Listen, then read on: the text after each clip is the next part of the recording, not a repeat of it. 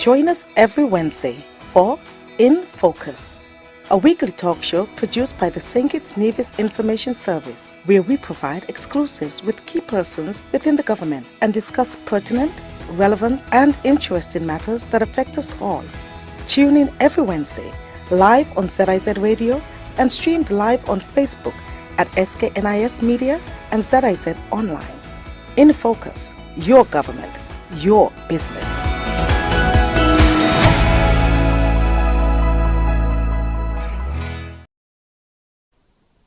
I'm Ian Richards. Welcome to InFocus, a weekly program where we zoom in on what's happening within and throughout the government, your government. Now, the independence celebration continues in St. Kitts and Nevis, and of course we are celebrating 40 years of independence.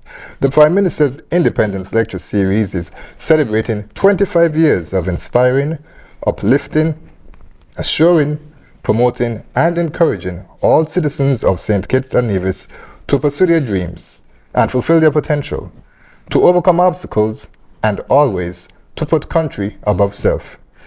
Sharon Rattan, the organizer of the 25th Prime Minister's Lecture Series, is here to share about Tuesday evening's successful staging.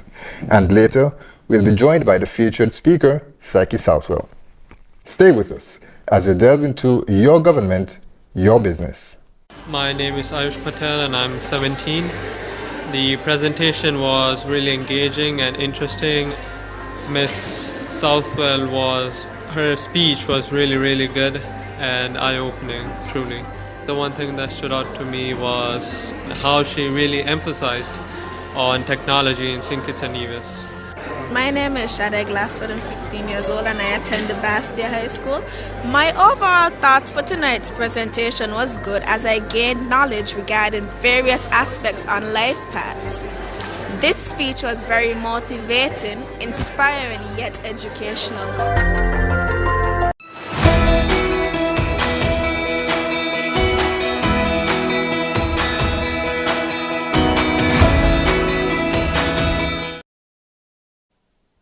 Welcome back to InFocus. Thanks so much for staying with us. And we're joined by Sharon Rattan. Ms. Rattan, welcome. Thank you. I'm happy to be here today. And this is the first time that you're here. We hope that it won't be the last. We know that you are retired, but still there's life after retirement, and that's important for persons to remember. Well, I won't quite call it retired. I would say like what I learned last night, fashioning a new identity. Exactly. So, Ms. Rattan, we mentioned earlier that the Prime Minister's Independence Lecture Series is celebrating 25 years. And of course, you're the organizer for this year's event. What can you tell us a bit about the history of the event? Give us a brief background. Yes, I'm happy to share that because I was happy to learn of it. Over the years, we would have heard there's a Prime Minister Lecture Series. Most of the times I recall it being held at the Methodist Church Room, or what many know as the Bastia Boys School Room. It went between there and the Bastia High School. So on some occasions, it went up to the Cecil Jacobs Auditorium located at the East Caribbean Central Bank. And in more recent times, it has now journeyed over to the Frigate Bay area. It started with a concept in 1998, introduced by the now Right Honorable Dr. Denzel Douglas, where they were looking to find a way to connect our people with accomplished brothers and sisters of the soil, and also to stimulate thinking in our own country and amongst the young people. So they were looking for a connection with persons in the diaspora from St. Kitts and Nevis who had migrated, educated themselves, worked, and accomplished in different areas to share back home with others so that they can have a lens to look through in terms of how it worked in the world, what were their challenges, what did they achieve. So that is the basis of the lecture series. And the idea was born, and the first one was in 1998. Now, in doing this exercise, I really don't think we are not good at documenting. And it stimulated me to do such, take up that project. And I discovered the first year, because they were still experimenting, the first year they did not have an individual lecturer to come and speak. What they did was a panel discussion about the shape that it will take. So in 1998, it began with a panel discussion, and thereafter, the selection process continued in terms of selecting citizens. And so it moved from a panel to an individual presenting. Yes. What would you say is the criteria that is used to select the person? Of course, kitchen and division. And they looked at what they studied. How did they create that space wherever they migrated to? How did they achieve? How did they use their challenges as stepping stones to success so that we can benefit from that experience? So that was the basic thing, citizen, and they looked at your experience over the years and assessed it. Let me add, and assessed it. So they also married it to the state of where the country was. Right. For example, in my interview with the Right Honorable Dr. Denzel Douglas, he pointed out at the time young people were getting restless and involved in crime. They sought to bring about persons who were involved, who had some impact on the legal system, or who had worked in other legal systems or police systems, and who had advice to share. So in terms of the lecture series now, of course, we discussed, the fact that it moved from a panel to an individual presenting. Give us a bit of the background view now in terms of what it takes really to stage this event. To stage it, we have to first get recommendations from different persons, not necessarily just the Prime Minister's office, but we get recommendations from persons who worked on the Independence Committee, the government, middle government. When I say middle government, I'm referring to like permanent secretaries, directors. So we get recommendations and we examine them. We look at it, and the Independence Committee looks at it. And then we narrow it down accordingly, depending on what was happening in state, and make recommendations to the cabinet. So that is a simple process. It's a lot of communicating before we get to the stage of selection. Any special changes, any special additions that went into the 25th anniversary that we celebrated on Tuesday? Yes, the commitment to document. Therefore, we looked at the interview, getting the Prime Minister who introduced it and the Cabinet Secretary who worked with him at the time to give us some background, history, perspective, and also some research at the archives. We also had to go to the government printery to gather some information. And this is going to be the beginning. We are signaling the beginning of making an effort to document the first 25 years of the series. And that interview, actually, I know it's available on the Facebook page of the St. Kitts and Nevis Information Service, and I imagine also on the Independence Committee Facebook page as well, too. Yes, and last night we shared some of it, some highlights of it we shared with the audience as they walked in and everybody was waiting for the stamps. Right. So we wanted the country, persons, the citizens and residents, to have a deeper appreciation of where the purpose, how did it evolve? Because I think generally people would say, oh, it's the Prime Minister Lecture Series. But I think in moving it to, there's concern that I received the challenge that we should not try to move it in places where people may not be able to access it. Right. That's a challenge, and I think we can come up with some innovative ideas in the future of how we can increase access to our citizens and residents with this activity. Right. And so as we mentioned, on Tuesday evening, we had the 25th staging, and Miss Psyche Southwell, a daughter of the soil, was this featured speaker. Tell us about the selection of Psyche, what went into confirming her as, yes, she is the person for this year. Well, we are looking at our, first of all, the state. Where are we heading in terms of, if you listen to the throne speech, the positions taken in government, the sustainable island state goal that we want to work towards, and women. In my research, I looked at it and we have only had 3 women before Psyche. Southwell, she made the 4th woman to present. So we took a variety of things, those factors together, and we have been tracking Psyche since last year. I have to tell you, our eyes have been on her. We thought she was a good fit for communicating to our audiences how you can pivot, how you can change, how you can adapt.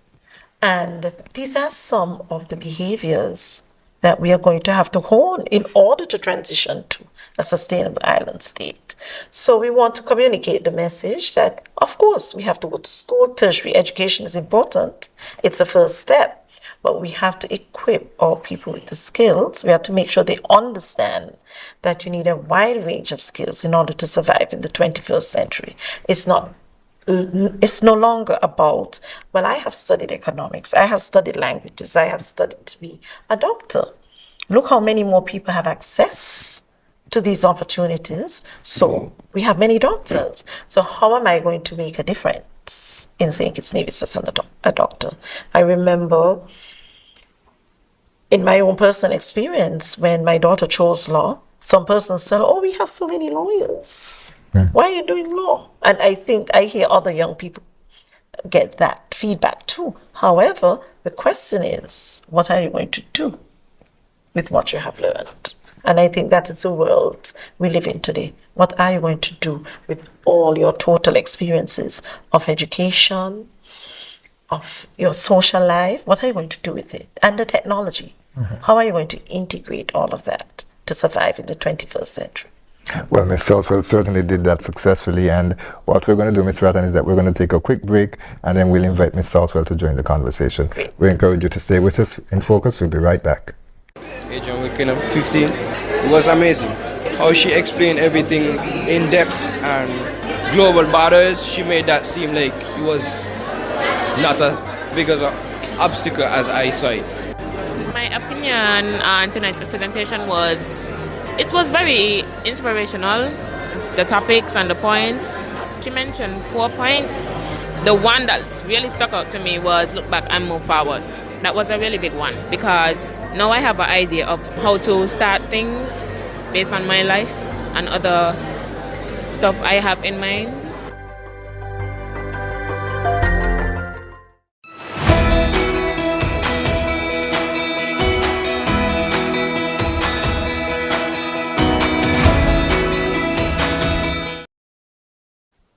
Welcome back to InFocus, and we're joined by Psyche Southwell, the featured speaker at the Prime Minister's Independence Lecture Series, and of course Ms. Rattan is still here with us. She of course organized last evening's event. Ms. Southwell, welcome to InFocus. Thank you. Glad to be here, Ian. And welcome. See you, my classmate. Yes, a classmate.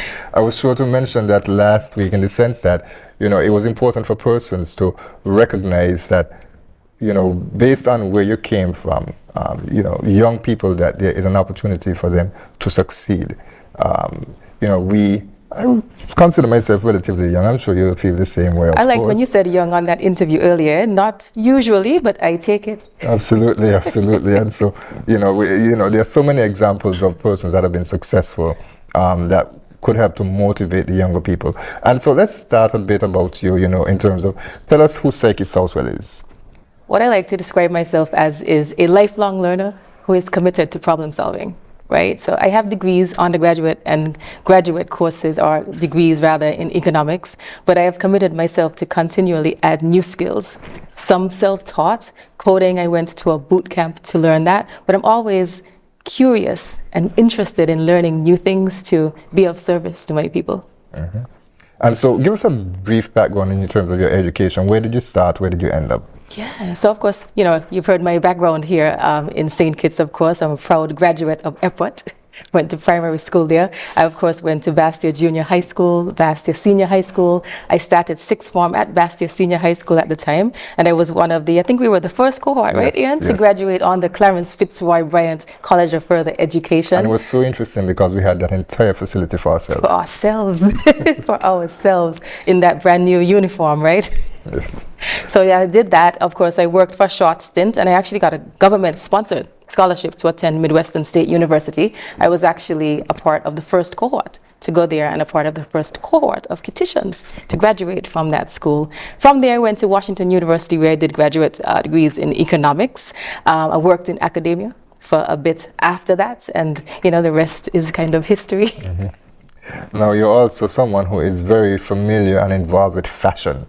Tell us a bit about that, because of course it is something that a lot of young people, and we see some males getting into it now, but mostly young girls. Tell us a bit about your background in fashion. Of course, I've always been a huge fan of style.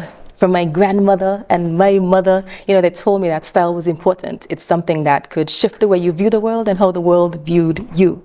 And when you really think about it, clothes themselves are ideas.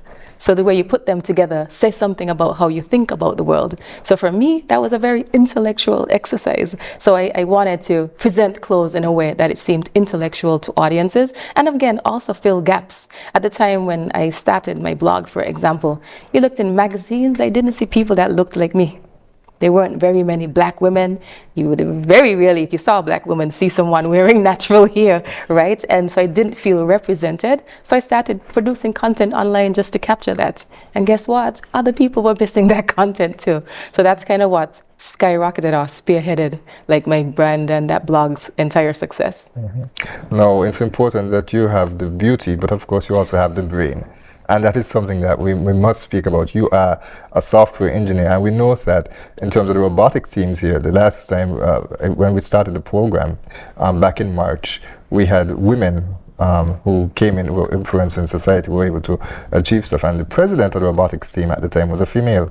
You know, and I'm not sure if she still is the president. They would have had elections recently, but you know, that was something that really stuck out to me. The number of women who were on the team and the fact that it was being led by a woman as well too. So tell us a bit about software engineering and how you got involved in that. Yeah, so it's so funny. During the pandemic, I think a lot of us were hit with some shocks, right? And I think that was a time where we recognized that everything we understood about the world and what's normalcy, so to speak, right, could come to a crashing halt.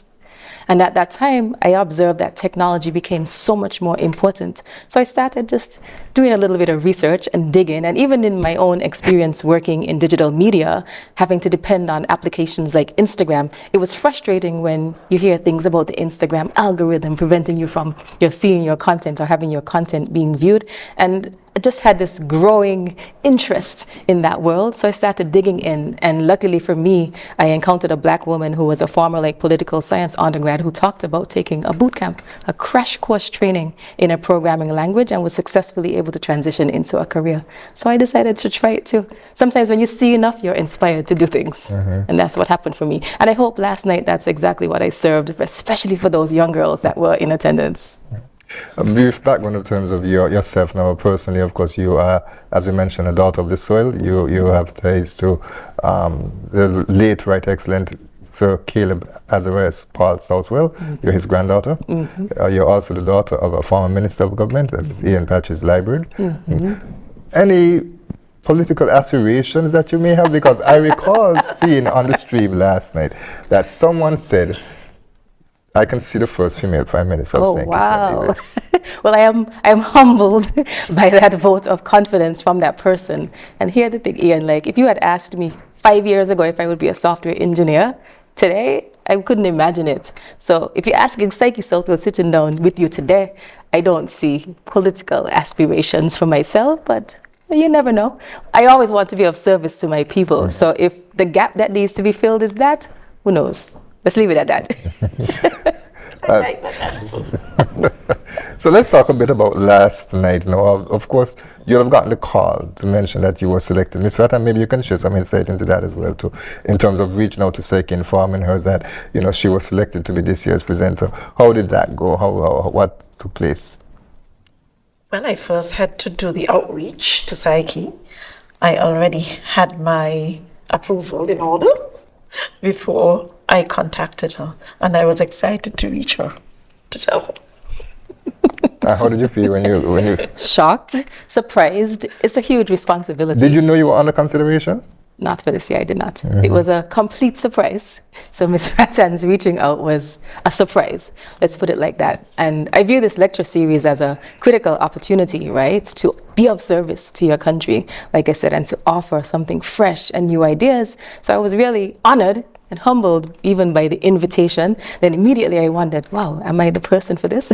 So I reflected on the theme and I was like, damn, yes, yes. And what went into your preparation for the presentation that you gave on Tuesday evening? I reflected heavily on the theme of independence this year because I think it's important presenting to any audience that you think about them and what it is that they need to hear and what it is that they need to receive at that time. I also thought about the purpose of the entire lecture series, and I love that there was this focus on young people. So I thought, okay, how can I craft this to make it something of interest to them, to give them just enough that they would want to see more and hear more. And judging on the lines of students, particularly the girl students, oh my gosh, I couldn't think of a better way for that entire event to have ended. So, and just let me say, they are so interested. Last night we had to curb it a bit and apologize. And I am here telling Psyche that you're not going to get the schools to say who the persons are. Oh, she said, no, they have beaten you. They have directly messaged me on Instagram. Immediately. And I love that for these young people to be so progressive and go after the things that they want. In this world, that's the kind of thing that you have to do, right? So if they have the bravery to do that at this age, our next 40 years are in good heads. The instant connection that social media offers. Oh my gosh. They benefit from that. All right. So tell us then, in terms of a brief synopsis, where you said that you reflected on the theme, and I know that you delivered 4 points.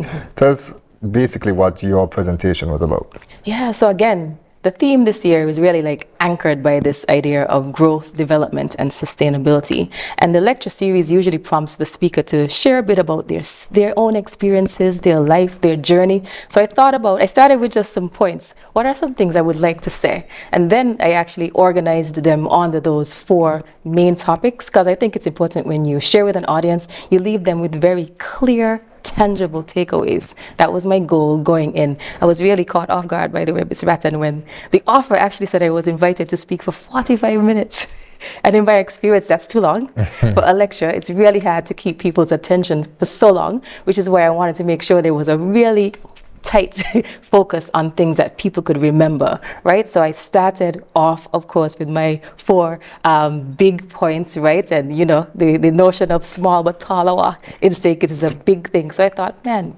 small is truly our superpower. So how can I develop an entire argument and point around that? And I think that was well received. Of course, I am in technology, so I thought about the many ways that in St. Kitts we could benefit by embracing technological advancements. Of course, I thought this is year 40, so it's of course important to reflect on the past. And of course, I say last now, even though I did it in a different order last night, as somebody who has spent time seriously thinking about fashion and identity, I thought, wow, how could I tie this to the Kittitian and Division experience? Ms. Rattan, the presentation, how did it go down in your view? Oh, inspiring. It confirmed some things for me personally in terms of how I live. One of the things that stood out to me is that you basically said, don't let anybody define you. And the example you used was, St. Kitts is perceived as St. Kitts and Nevis. St. Kitts and Nevis, perceived as maybe being dangerous, but we don't have to live up to that. You navigate your own identity, you create it. And that is something I live by. No one defines me but me. And it confirmed, looking at you and how you present and what you have done, it confirmed that for me. And for us at this juncture, embracing entrepreneurs, embracing new energy, creating new energy and to power it, we have to really sit down and say, look, we have to fashion new identities. We have to reshape. We have to know how we are going to shape this trajectory. If we really want to benefit, if we really want to see us grow if you want to see us mature and if you have to sustain. And it's important to do this at this point when the island is pivoting to become a sustainable island state. Exactly, because it has, people have to understand simple things. Like, very often we get these bottles, the reusable bottles, and people just take them and stack them up, and we continue to use the plastic bottles, but we don't really use them to refill. A simple behavior like that we have to change so that we can become a sustainable island state. Ms. Southwell, how in your presentation did you attempt to inspire young persons to, and I'll list a number of points, but firstly, push past the geographical limitations? And I'm not just talking specifically about St. Kitts and Nevis in terms of the size and the borders that exist, but also in the sense that, who we as a Caribbean people, because of course, in the United States, we, be viewed as, someone as an outsider, someone who's black. Often considered to be in the minority, of course. Yourself being a female as well, too, persons can say that is another disadvantage, an obstacle that you have to overcome. How did you see it to inspire young persons there? That's a good question. I think 2 of the stories I shared really embody the encouragement and inspiration there, right? I ended up on the September issue, which is the most important issue in the fashion industry for a magazine, on the cover as an outsider in a country from a small island state and as a black woman, simply by building a brand. When I didn't see the things that I wanted to see out in that fashion media world, I created it. And by creating it, it drew attention, and then it drew the attention of others and got me really big attention. So in the absence of opportunity, I created opportunity for myself. The same way in software engineering, it was really disheartening for me to learn that less than 1% of black women are in this entire field. But the minute it connected for me that software programming is about creativity and problem solving, I don't know, those are 2 things that women excel at. So we deserve to be at the table. And we deserve to be at the table because the applications that are being created are largely used by us. Who else can do that better than us? Right. What's the name of the magazine and what year was it issued? Red Book, and I believe that was 2015. Okay. And it opened up a ton of other opportunities since then. And as you speak about, women achieving in terms of in engineering and stuff, I recall that there was a film, I don't quite remember the name, but they were involved in, I think, NASA's efforts to go to the moon. Oh. It was 4 black women. Are you familiar with that film? I did not get to watch it, but I think I know the movie. I think I know. Yes. The name. But those kind of stories are important to tell, that would demonstrate to persons that you can achieve. Even back in the day when, segregation was an issue, racial, of course, a lot of racial issues, which of course some of that still exists today. But it shows that, you can achieve, you can overcome whatever obstacles, and as you mentioned, you cannot be defined by who people think you are. Absolutely, and that representation matters. Representation matters, seeing people that do it like you. So, Ms. Martin, speak to the significance of Psyche. You mentioned it earlier that she was the 4th female, as we speak about women accomplishing, the 4th female featured speaker at the Independence Lecture Series. Yes, I think that it is good to see that we are at the stage we can embrace more women on that same stage. It may have been a bias, I think, prior, and perhaps, persons mainly to men, but I think the women are equally there and they can make their own space. For me, it was very significant, personally, and I think for the country. Very significant that we are young, accomplished, and don't say you're not young, you are young. We are young. Yes, okay, we're young. Accomplished individual who represents that. I followed Psyche too, the blog, I love the blog, and who could accomplish that? And as you say, fashion, style, not fashion, style, really says a lot about a person, and the way she puts her stuff together, I can tell her mind is working. It's not the norm. She doesn't accept the norm. That was my little takeaway. She does not accept the norm, and it is working. And you could always look at something fresh, the way she put her stuff together. So that told me that we could look forward to her advice. We could look forward to her guidance. How difficult was it, Psyche, to find your space in the United States? Wow, that's a good question. I was fortunate in some ways. I left and I went to a program called at Midwestern State University, where we had a huge Caribbean student organization that grew big. It grew so big, we actually had Carnival was the biggest event in that entire city. Skyrocketed or hit by the students on our campus, right? So I had a community once I landed there. We had about 7 Kititians. I got to commune with my Grenadians, Dominican, Vincentian, like friends. So I had a community within this larger community that made it easy to transition. So by the time I went to graduate school in St. Louis at Washington University, which is a predominantly white institution, where I, for probably the first time, ended up being the only black body, not just even black woman, in an entire classroom, I was ready for that. I had some good successes under my belt, so it made me feel a little bit more empowered. And I can't underestimate the value of having grown up here around black excellence. I've seen us do good things. I did not have a deficit perspective because of what I am. I saw actually it was quite the opposite. So it empowered me to walk into spaces confidently. Were there times you would have moments of self-doubt? Absolutely, but I've even started to look at things like that much, much, much differently. A lot of times we think, oh, there's something wrong with us. But often it's the infrastructure or the structure that's the problem. Your structure is not diverse. I am not the problem. I love that. I have to interject. I love that term, deficit perspective. Yeah. I think sometimes you have to recognize when you're hindering yourself. And you see that confidence, that readiness, along with what we want to do. We have to prepare ourselves for it in this world, not just in our own little space. We have to prepare ourselves for it. So I think it's a good term, something, deficit perspective. Don't let it be limiting. And of course, Psyche successfully transitioned from career to career. How difficult was that? Ooh, see, that's the part I probably didn't spend enough time on, right? That would have made our lecture a whole lot longer. You know, it wasn't always easy. Especially establishing a digital presence online. It took a while for me to build an audience and to build trust, but I did it iteratively, right? And then the same thing when I left my boot camp, I left a boot camp that was a fairly good one that had strong networks, but it was during the pandemic. Lots of software engineers were unemployed at the time. So I was competing against people that had years and years of tenure, and here am I fresh out of a boot camp. So what did I do? I believed, even though I had minimal experience as a software engineer, I brought a life of experience doing problem solving. So I finally got lucky and accepted a contract position with a company head by David Karandish, who was the CEO of Answers.com, which already sold for, I think, $900 million. So I was like, I need to be with somebody that thinks like that. So I need to get in the door anyway. So I took a contract position, a 3-month contract position. And at the end of that, I had demonstrated enough that they offered me a full-time position, asked me to lead and build a team of people that do it like me. So sometimes it's just a matter of trusting that you can rise to the occasion and just get in that door.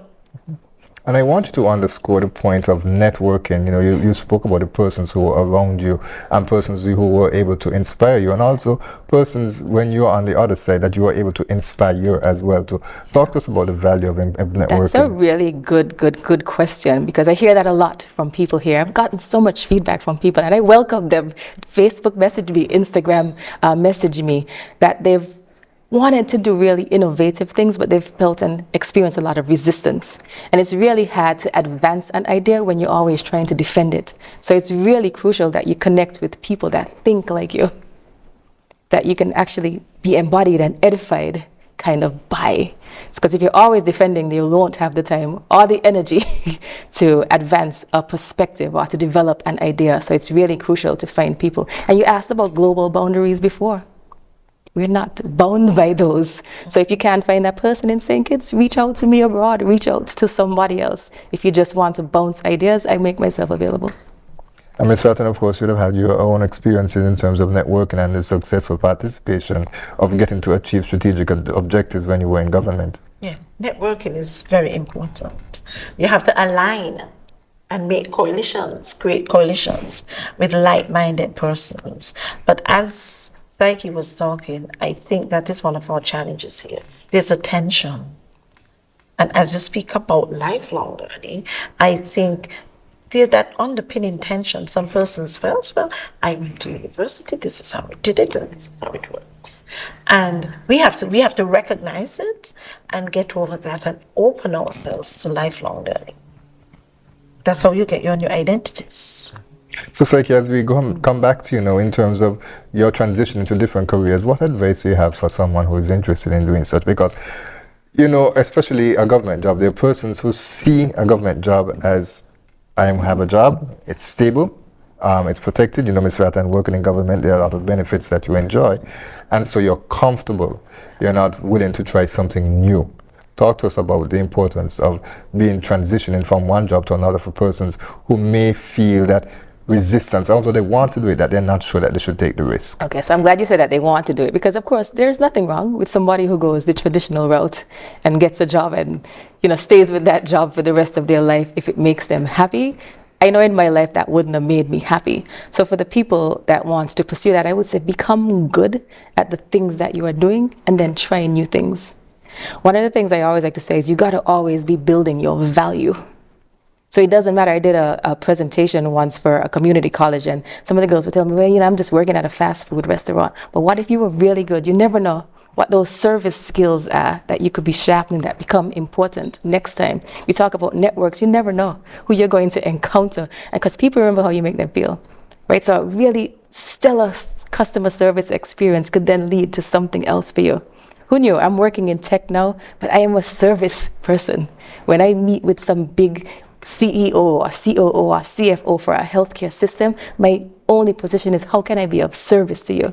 While I'm hired as a technical consultant and they get that service, what they remember is how I made them feel. That's the thing they call my CEO and say, Psyche was amazing because of that service. So become good at the things that you are doing and don't downplay tasks as being menial, because everything is important. You just never know. Skills are skills. So sharpen where you are and then try new things.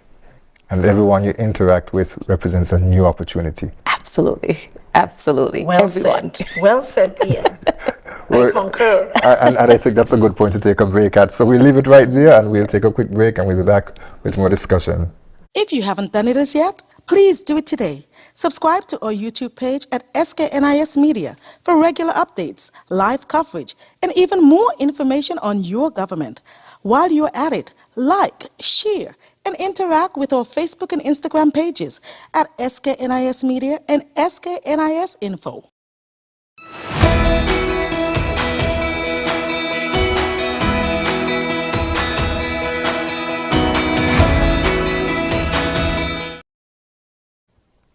Welcome back to InFocus. We continue our discussion with Sharon Rattan, the organizer of the Prime Minister's Independence Lecture Series that was held on Tuesday, and the featured speaker, Psyche Southwell. Now, Ms. Southwell, of course, we have established that you are a daughter of the soil, but tell us, how do you promote St. Kitts and Nevis within your daily life? Oh my gosh, a good question as well. One of the things in every single magazine, and earned media has a very high value, right? They always want to know where you're from. So I made a point of every single piece of coverage that I got. It said Psyche lives in St. Louis, but she is from St. Kitts and Nevis. And I was really proud of that. From Red Book to being in Good Housekeeping to being in every single magazine in St. Louis, Missouri, it always said St. Kitts and Nevis. And of course, even on my blog, every time I would come home, I made a point of capturing content at beautiful spaces all across our country to broadcast that to the world, right? Because that's important. So I love it. Sometimes I meet somebody and they're like, oh my gosh, I went on a cruise and we stopped in St. Kitts. That's where you're from, right?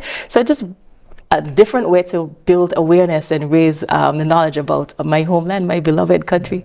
Is awareness about St. Kitts and Nevis growing, do you find? Oh my gosh, are you kidding? When I first went to the States, you tell them, oh, I'm from St. Kitts and Nevis. Where? Now, oh, I've been there. It's the response I tend to get these days. Okay.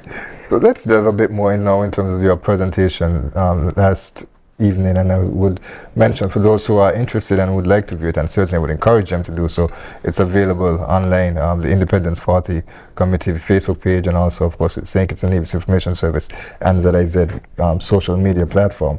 But on Tuesday, you mentioned poverty. You have a background in working in poverty, and you mentioned that reducing poverty is not just about giving resources. Now, from your vast experience, what is your recommendation? Because, of course, there seems to be that mindset of persons here that in order for you to get out of poor, you just throw money at a person. that doesn't work according to you. Right. So poverty, of course, is not just lowness of income. And I love how you got that point down, Ian. You were paying attention. Appreciate that. Poverty is not just a lack of income, right? Poverty is this thing. It's a barrier that prevents you from living a life that you view as dignified and valuable, whatever that might be. So what I think we have as an advantage, because we are small, is we can actually ask people. We can engage with people who are struggling economically or whatever that case might be. I think sometimes of even like decisions I made in my life, I made it seem a little bit simple that I went and I did a boot camp that taught me some skills that I got to get a job. But that boot camp cost me $15,000. If I wasn't able to pay that, would I be living a life that I felt valuable today? So there are a lot of ways you can think about poverty, but again, focusing on quality of life and people being able to live the life that they see as dignified is important. It could be access issues, physical, otherwise, mental, all of these things play a part because poverty is multidimensional. So we can't just attack just the income and then wonder, why is this not working? We're not actually addressing the problem. And sorry, you were about to go. Well, I wholeheartedly agree because I had some experience working in the social care sphere, and it's a whole psychological response, in my view. It's not just about the money, because the kind of decisions, I'll give you a little example. In SKNIS, the self, you said you're a beneficiary. Absolutely. There are some families who benefit from uniforms. They benefit from transporting their children to school, depending on where they live. There are school bus services. There is a book program. The SELF program still exists. And a meals program. And a uniform program. Meals program. Yes, we did the uniform. So sometimes a textbook program. I'm sorry, yes, because this is something that I always point out. Thank you. No problem there at all. So it brought me to the question. So why do we still have some of these problems? Some of these challenges. But you provide that. But what we were not providing, or what we are not still providing, in my view, is that ability to help them to make decisions to improve their quality of life. Absolutely. You gave the example. You invested $15,000. But that's a sacrifice because you had to organize that money before you could do it. So how do we help our people to make decisions that would help the family to improve the quality of its life? It is because very often the lens for a better life is materially driven. And I think we have to really look at the psychological responses. We have to look at how we are helping them mentally, helping them to be mentally stronger, more healthy. It's multidimensional, and our responses have to be multidimensional. And of course, as you mentioned, in terms of the assistance that is given in education, and it's very important. This government in particular is committed to ensuring that education, no one is left behind, that they have access. But what has happened in the past is that, as you mentioned, the sacrifices, the parents, the children, they don't learn to appreciate the sacrifices that are being made. And so you find persons they feel a bit entitled. And they take for granted, some of the spending that is really being done on their behalf. And they may not be able to, for instance, I recall, as you mentioned, when we were in school, having to pay for CXC exams. Now, if your parent who is struggling has to pay for your CXC exams, that you would feel obligated, a more sense of motivated to go out and to sit your exams. But there are some persons who say, well, the government is paying it for me, I don't feel like going today. And so that resources, that opportunity goes by the wayside. That would be unfortunate. I think poverty sometimes, though, can be damaging to a person's psyche, pun intended. Yes. I used to work on a program with 7 and 8 year olds. I worked with Michael Sharon on this individual development accounts. It's like saving for poor people, making it easy because most of us, you get your paycheck, your 401k gone, everything gone, all of this stuff you're saving automatically. So we created automatic savings for children. And I would talk with 7 and 8 year olds. And I'll never forget this one black boy said to me, I don't need to care about math and science and those subjects. And I don't need to go to college because I'm just going to be working at McDonald's because my mother went to college and she just cleans houses now. So children are seeing things and making conclusions about their future at 7 and 8. So sometimes we have to even be a little bit more compassionate and show empathy, because you never know what someone's experience is. So I like to meet people where they are to learn more about what got you to that conclusion and how can we actually change that. And because we're small, we could do that. We could do that here. And That's why we need that multi-dimensional response. Yes. Because you cannot, I've learned it's so easy to judge them and say, well, you're getting this, why are you here? But they have a different cycle, they have a different psyche, it's a different psychological experience for them. And each of them differ. Yeah. They differ. You know, so working in that area really opened my eyes, and the sensitivity in responding. It cannot be a one-size-fits-all. Right. And sometimes, because of how we have distributed services, how we have provided them, everybody, well, she getting that over there. Why am I not getting that over there? But it depends on the needs. Yeah. And we see the government trying to address that more specifically now with case management, for instance, in the poverty alleviation program, and being able to have a better understanding. And it goes back to what Desmond Tutu would have said, where in the terms of persons falling into the lake, don't just pull them out of the lake.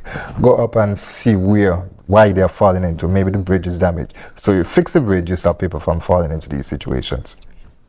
Now, Ms. Southwell, you also spoke about, as we speak about empowering persons, you spoke about the fact that the government establishing the Ministry of Creative Economy, that it made your heart sing, to quote you.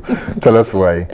Because, man, like I said, when I was going, right, in our young age now, we really were seen or presented with these three options, like for what it really meant to be successful. A doctor, you're a lawyer, you work in banking. We weren't, a lot of the other fields and opportunities, they seemed like hobbies.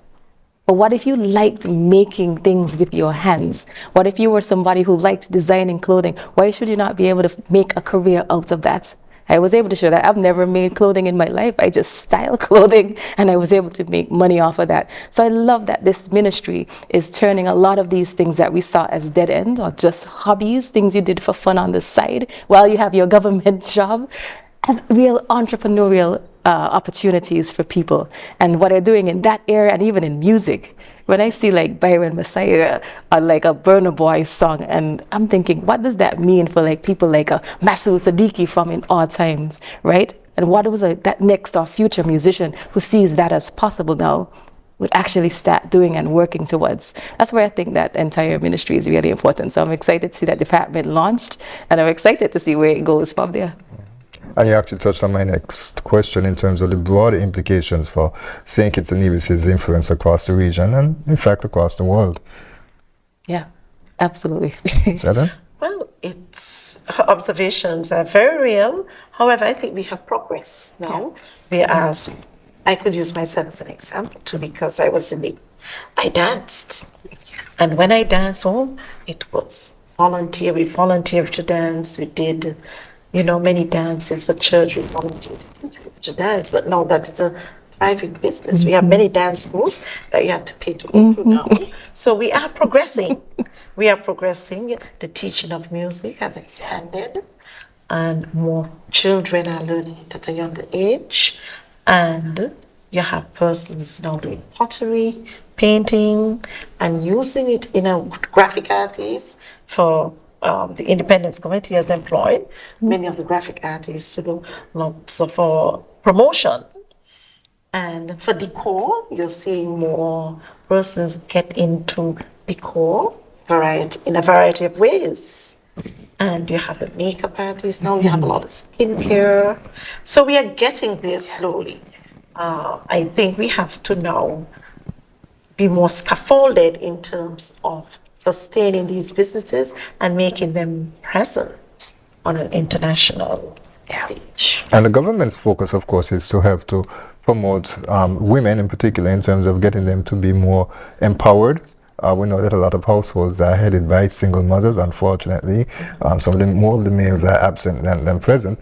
And so, it's important to target that specific population, the women, the vulnerable in society. And Psyche, that goes back to one of the things you would have mentioned, in terms of your presentation, the fact that, of course, as we established earlier, that you're only the fourth female to present at the lecture. And so what we saw last night as well, too, was mostly females, mostly young girls coming up to ask you questions, to really pique your interest in terms of understanding the message and finding out a bit more about you and your success story. Tell us a bit about that, and having all of those young girls really come out. Hands down, that was the highlight of the entire experience, right? Like I said, when you see enough that you're inspired to, that's important to me. And if that last night wasn't a testament to the fact that representation matters, if anything I did on that podium last night inspired those girls to step up and be confident and ask those questions. I loved how all of them had the little questions on their phone. I don't know if it was a teacher told them, make sure you write and document your question before you get to that podium. I was so impressed by them, so impressed. So if there's anything I did that encouraged that, then last night was a success for me, because that was the highlight. Ms. Hatton, what was they noted too with the young girls, I think their confidence grew as the minutes passed by, and so they were filling the lines. As you could actually feel the confidence of those young girls coming to the mic. And that was very heartening. I was so proud, so proud. If I had that confidence at that age, gosh. And so we're almost out of time for this program, but I can't let you go without having a discussion on technology, which of course you're big into, and we want to start with AI. There are a lot of concerns, but there are a lot of opportunities as well too, and so we want to talk a bit about that. First off, let's narrow it down to in terms of the Ministry of Education. Okay. How do you see the Ministry of Education leveraging AI to take advantage of what is there right now? Absolutely. So the thing is, it's out there, right? And those models have gotten really good. So it's not a matter of should we engage this? Should we use this? It's how should we do it, and how should we do so responsibly? So I think AI could be such a useful tool, because imagine having a 24/7 companion to help you to figure out something when you go home and you missed something that your teacher said in school, right? I didn't have that. We didn't even have the World Wide Web when I was growing up. We couldn't Google and figure out things. You had to find somebody to ask a question. So think about getting that kind of information and data in real time, and how that could enhance a student's learning, right? And of course, I think teachers need to really encourage students to use it responsibly, like I said. So teach them about how to actually prompt ChatGPT properly, because how you prompt directly determines the kinds of responses that you get. So that's important that they teach that, and also that they teach about the importance of ethics, right? If just like any other source of information, if you pull long form information from ChatGPT and pretend to pass it on as your original work, that's still plagiarism. So we want to discourage that kind of thing and just encourage them to use it responsibly. Ms. Ratton, of course, you're an educator. Anything that you care to share? Is it something that you are concerned about, something that you're excited about? I'm open to it, because it's all about the responsible use of the tool. What I would want us to consider and to work on is the ensuring that our teachers understand how to use the tool and marry it with assessment. Of course, it can be used in the process of learning, but if you're going to just base your assessment on a research paper, then you're open to those vulnerabilities that, you don't have a proper assessment of the children. So we have to create balance and use it. It has piqued my curiosity, and I am going to look at it, because it can certainly guide me as a learning resource in anything that I would want to do in the future. But the ethics and responsibility, very important. Right. And the only thing I would add, right, the knowledge bases that those generative programs are based on often don't incorporate our information. Yes. And as they become more and more important, we don't want to get lost. I challenge everybody right now, this is a funny one. I asked ChatGPT who the Prime Minister of St. Kitts and Nevis is, and you all will have a joke. It has not been updated. And that's the next question that I wanted to ask you, because it is limited to the fact that it was updated, I think it was in 2021. Yep, September of 2021. And so some of the information is outdated. Exactly. And so exactly how useful can it be? And that also leads to the fact that, you need to be able to check your sources. You don't just rely on information that you get from AI. Absolutely, 100%. You got to check it every single time. And a tip that you could do is you could actually ask ChatGPT to cite its sources, and then you vet them yourself. So use it as a tool. So you can't ask it about cutting edge or new topics, but you could ask it about how to do certain things. That's probably where it's strongest. You're struggling with your grammar, ask it to edit a sentence or a paragraph that you wrote and highlight every change that it made. That's something that you could learn from, for sure. The challenge now, as Ms. Rattan spoke about in terms of teachers, they may not be familiar with it, and so as you mentioned, the idea of plagiarism comes in. I recall a student last evening speaking about the fact that, you know, it sort of maybe undervalued the teacher's efforts to bring the points across to the students, which goes back to, again, maybe the ethical questions. Is it possible that we can have machines, AI, you know, replacing humans in the education sector? That's Not at all. And again, right, what's the point of education is to learn. So however you get it, whether it's directly from the teacher, or you get it from ChatGPT, or you get it from an encyclopedia, like which we would do back in the day, as long as you're learning, I think that's the most important thing. Can it replace humans? No. Generative AI programs can only do the things that they were taught. And it can only do the things that are standardizable. So anything that deviates from that will be very hard to model. So humans aren't being replaced, right? We're just having tools that help us do our things a little bit better, faster. But there's always a risk as well too in terms of the information, and we appreciate that, you know, the information is available online as well too. However, you know, I know that there are safeguards built in. For instance, if you ask ChatGPT how to build a bomb, you know, it probably won't tell you, but there are ways that you can trick the system to get that information out of it, which is a major concern. Of course, you speak about coding. You can learn how to hack a phone and other nefarious activities using these AI. OpenAI has a really ironclad team working behind them. So hacking that would be hard, but you're absolutely right, though there have been a number of iterative changes since it started. Imagine, are we even at November yet? No, we're just in September. It hasn't been around for a year yet, and it's caused this much conversation, right? That kind of let you know of the impact it's having. But they've had to make a number of changes because what we found, since again, it only knows the things it was trained on.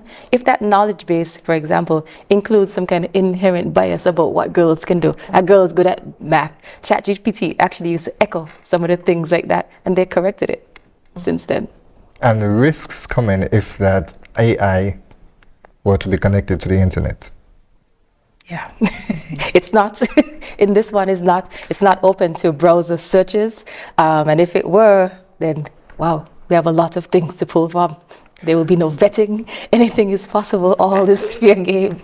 So you have to be careful how you trust and what you trust in a world like that. And as we continue to use the computers even more and rely on it, I recall, you know, you look at the films such as Star Trek, the franchise, which has the AI, which is very helpful. You know, it does stuff around but I want to say the home, because you know, it depends on where you are, of course, and it does include the home setting as well too. Actually, that will help to provide information about anomalies, etc., and reproduce stuff. But then there's also the risk of, say, as we talk about the internet, SKYNIS, for the Terminator series. Now, climate change is something that is very real, and I recall in one movie in particular that the AI rationalized that in order to protect the planet, human beings were the biggest threat. I mean, these are You're watching too much TV here. No, but you see, the thing is it a matter of life imitating art or art imitating life? Because as I mentioned with Star Trek, a lot of what the technology that we saw back in Star Trek, back in the 60s, 70s, whatever, we have them today in terms of the communicators, they're the cell phones. The view screens, they're the televisions. You know, everything is captured into a small device, like a cell phone in your hand. Yeah.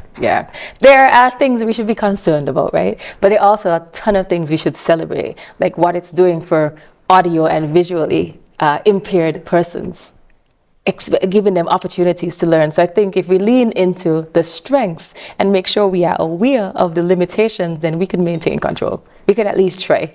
But we can't do any of that if we avoid it altogether. Exactly. Yeah. Right. All right, Ms. Southwell, I'll give you a final opportunity to make any comments. Well, I just want to thank you, Ms. Rattan, and the entire Independence Committee, our Honorable Prime Minister, for having me serve in this wonderful role and has given me this opportunity to be again of service to my people. I would love to say, like, the response that we got, particularly from our girl students last night, really speaks to the importance of representation, and I hope that kind of thing is taken into consideration in the future. And moving forward, do we expect to hear more from you, help to see you to develop St. Kitts and Nevis even further? I am at your service. Call. Ms. Radan, any final comments? Oh, yeah, happy to have hosted you, Psyche, and we are still hosting her. I am so happy she didn't return to Missouri today. You know, she decided to stay on, and so we can do this interview. And she has had many interview requests that we are trying to fulfill. And, you know, she can stay some more, do some more networking, speak to persons to look at possibilities. Yeah. So we are happy to have hosted you. And we welcome all your ideas. We hope we can channel some for the future. And realistically, you know, in terms of, because we have to build an infrastructure. The ideas are great, but we have to build an infrastructure. To make it happen. To make it happen. Yes. So, thank you. It was my pleasure. All mine. Right, Ms. Southwell, Ms. Rattan, thank you so much for joining us for this edition of InFocus. And we'd like to, of course, thank you viewers and listeners for being with us for this edition of InFocus. Before we leave, quickly, let me just encourage you to a few independence activities that are upcoming. Of course, we have the National Service of Gratitude on Sunday. That would actually take place at the Connery Playing Field. So we encourage you to stay tuned to social media to find out who the artist will be, because there's a gospel concert that also is going to be that is planned to be an additional part of this event. And of course, the Independence 40 ceremonial parade takes place on Monday night at 11:30 p.m. and it rolls over into Tuesday, which will be September 19th. Thank you so much for joining us for this edition of InFocus. I'm Ian Richards. Be sure to join us next week at the same place at the same time. Join us every Wednesday for InFocus, a weekly talk show produced by the St. Kitts Nevis Information Service, where we provide exclusives with key persons within the government and discuss pertinent, relevant, and interesting matters that affect us all. Tune in every Wednesday, live on ZIZ Radio and streamed live on Facebook at SKNIS Media and ZIZ Online. InFocus, your government, your business.